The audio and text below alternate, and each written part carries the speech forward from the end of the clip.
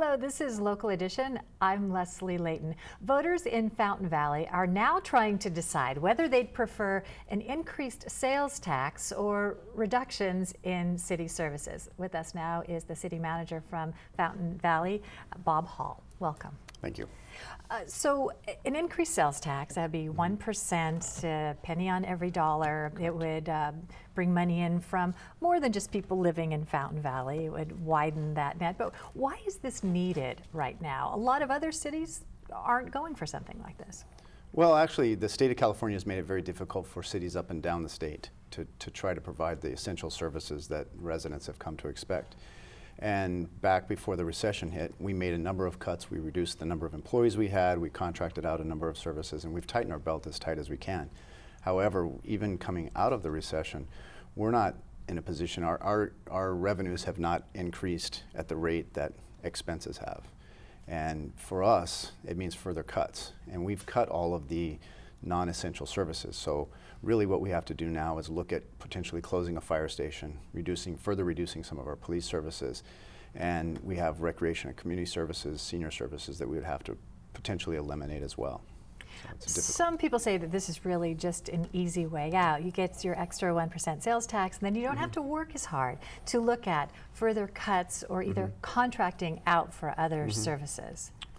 Well, I think, I've been with the city of Fountain Valley for 3 years, so I can't take all the credit for it. But back starting in about 05, 06, the city recognized that there were some significant challenges under the leadership of our council and the city manager at that time, made significant cuts at that time.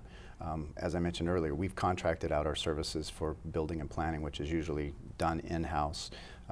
The routine things like landscaping and such, we've contracted all those services out. We really have cut the services that we have. In general, our employees are paid pretty much in the lower third in Orange County, so we're not the highest paid organization. Unfortunately for police, for example, they come in, they stay a few years, and they can now enter the market throughout the county, and we just recently lost two of our entire motor officer group left, our traffic division. They left to go to another city in town because they pay more. So we've done everything we can to keep our belt tight, but that's just not been enough.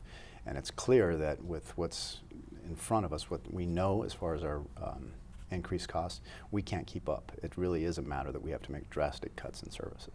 So some say that raising the sales tax masks the real problems. There have been some issues where the state has taken away the redevelopment money that a lot of cities were depending on, and that there are unfunded pension liabilities. And if you continue to raise taxes, those issues will never be dealt with in a healthy way. Right.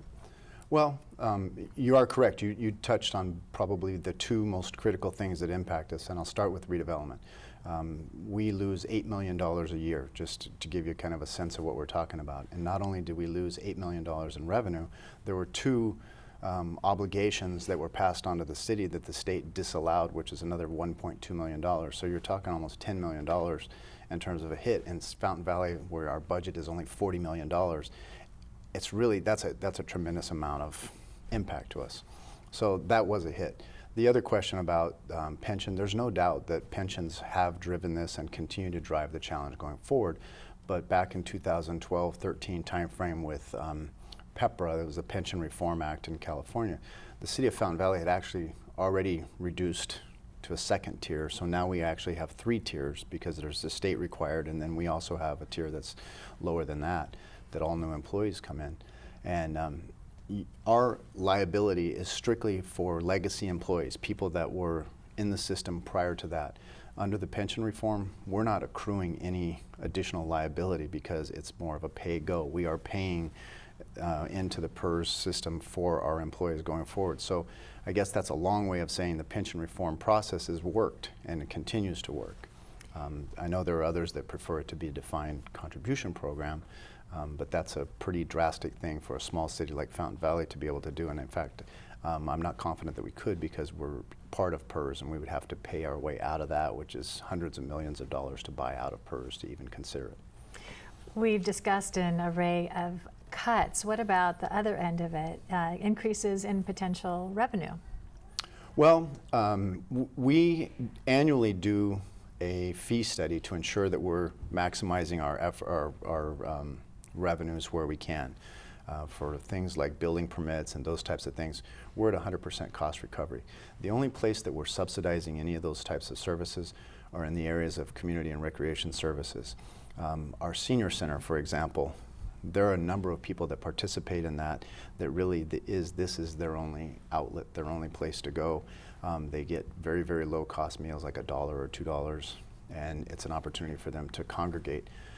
If we were to have to try and recoup all of those costs, you'd have to have an annual membership fee of $300 or $400, and for some people that would just be impossible to be able to afford. That doesn't seem like much, but to a senior that might be 80 years old or 85 years old on a fixed income, that would just price them out of the park.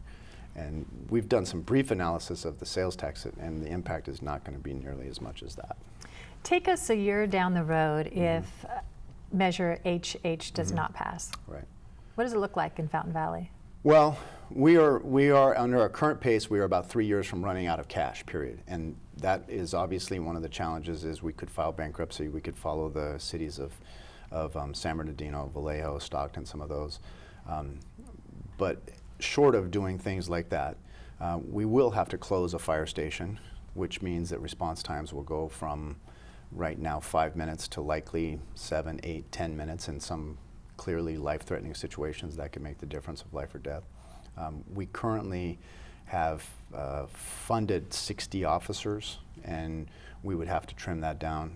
We have experienced a significant increase. Just recently there was a study done in Orange County, and Fountain Valley's crime rate, Part 1 crimes, have increased at a much higher rate than others that are around us. What do you say to people who would say, well, maybe we are already at an emergency status, maybe we are already a year down the line, so to speak, that cities throughout the state of California itself should be looking seriously at how it's spending its money and how much more it can endure? Is raising taxes always the answer?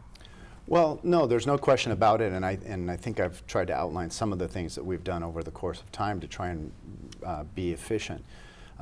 However, I guess I don't want to push the blame off on somebody else, but you look at the federal government and the amount of money that they spend on things, and you look at an operation like the Army, for example. How much money? I mean, I'd just take what one little group of people waste essentially could fund everything in Fountain Valley forever. We happen to be the most local agency that people can touch. They can come to our podium at our council meetings and talk to us about the concerns that they have. It's difficult to talk to the president. It's difficult to talk to the governor. I think you're correct. Everybody, all agency, all levels of government need to continue to tighten their belt and look for more efficient ways to do things.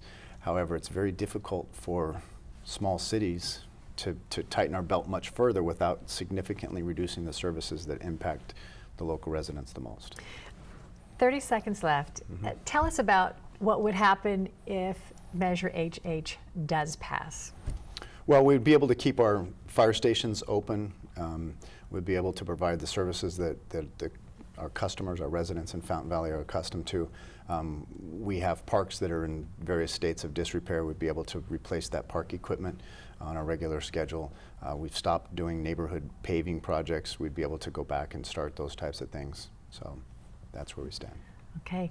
All right. Fountain Valley City Manager Bob Hall, we Thank you very appreciate you much. being here. Glad you could join us as well. I'm Leslie Layton.